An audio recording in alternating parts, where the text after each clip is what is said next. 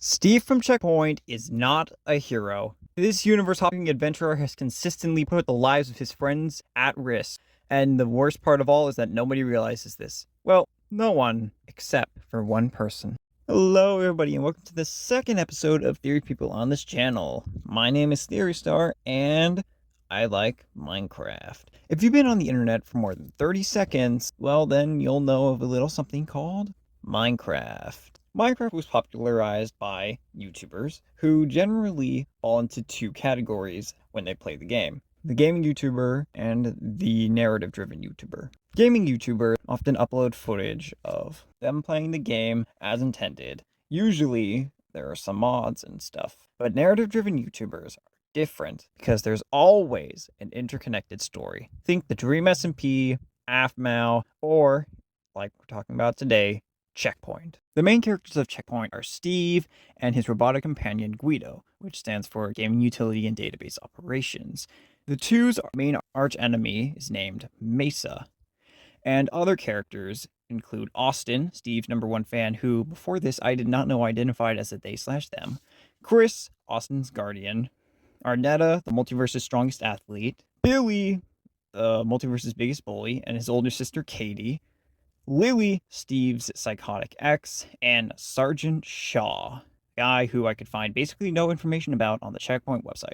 Their adventures take place across multiple universes, aka games like Minecraft Dimension, GTA Dimension, and Solar Smash Dimension. Now, the video that got me started on this, pranking my friend as Indigo Park in Minecraft, provoked my attention when I look back at some clips. After failing to scare Chris with Lloyd the Lion, a frustrated Steve tells Rambley 3 things: that Chris takes candy from babies, that he is a killer, and that he thinks Rambley's scarf looks stupid. Okay, the first, maybe. I mean, that does sound like Chris.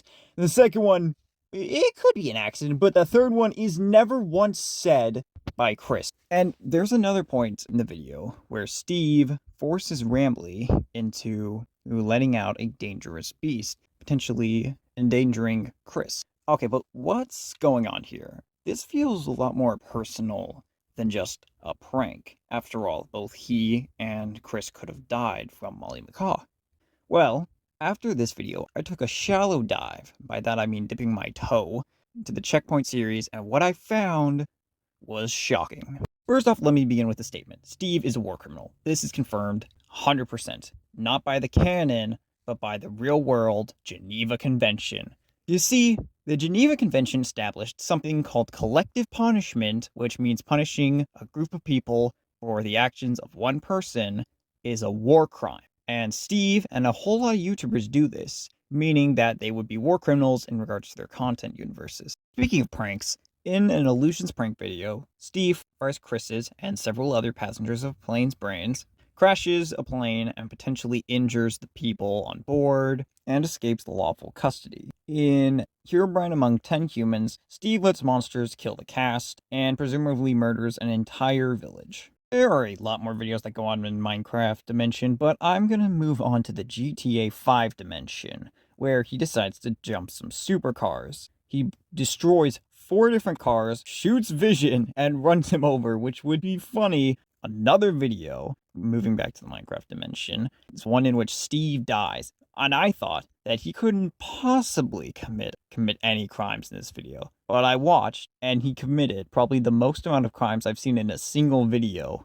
He breaks private property, kidnaps and assaults people, possesses a pilot, flies a plane without a license, crashes said plane, and presumably kills the pilot, gives head trauma to a miner, helps a robot break into a military base, and steal a jet. And all of this is while he's dead and without mentioning several other crimes that happened in this video. Steve, what is going on with you, buddy? And there are still more crimes that he has committed.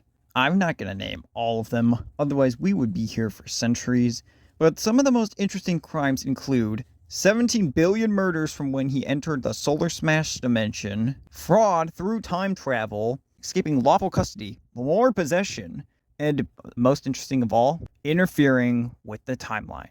Yeah, I know, I'm doing the whole Miguel O'Hara, don't cross the timelines, yada yada, don't break the canon, but hear me out. You see, if you dig deep enough, you learn that this Steve is one of many variants. And something that I heard one of his variants say was crossing the timelines is dangerous. Now, while I couldn't find the exact video where this happened, I do recall a time where one Steve interfered with another Steve's timeline, and sure, nothing happened immediately, but it could be a slow burn like what we're seeing in the Spider-Verse trilogy. And not just that, but Steve travels back in time. Yeah, it's not just interfering with his own variant's timelines. He travels back in time and interferes there. Now, one instance is explained by Longhorse in the Siren Head Origins video, where if the event doesn't happen, they don't get a puzzle piece and Siren Head destroys everything. But still, how do you explain taking an old man to the end of the world, letting him get attacked by a now extinct Minecraft creature, and then forcing him to bang his head on a wall until the Farlands are created? Explain that, Steve. From what I see, Steve and Guido are just interfering so that they can see what happens faster. In the words of a certain Spider-Verse anti-hero, you break enough canon, you save enough captains, and we could lose everything. Steve knowingly is endangering his friends, his fans, everyone around him. And no one seems to realize that. Well, no one except for Sergeant Shaw. You see, other than me not being able to find information on him on the Checkpoint website, right, I found it odd that Sergeant Shaw has arrested people multiple times when there's limited evidence. And then I heard it. In the Checkpoint video, I was murdered on my birthday. Steve is murdered, well, on his birthday because the cake was apparently poisoned. The person that ended up doing this was Sergeant Shaw. In his exact words, of course it was me. The entire dimension wanted to do it, but I was the only one that went through with it. I saved the Minecraft dimension from one big headache, and I'd do it again. This is in the episode where Steve is dead. Sergeant Shaw is the one who killed him, but you notice his reason, right? He says that the entire dimension wanted to kill Steve, and, well, I doubt that.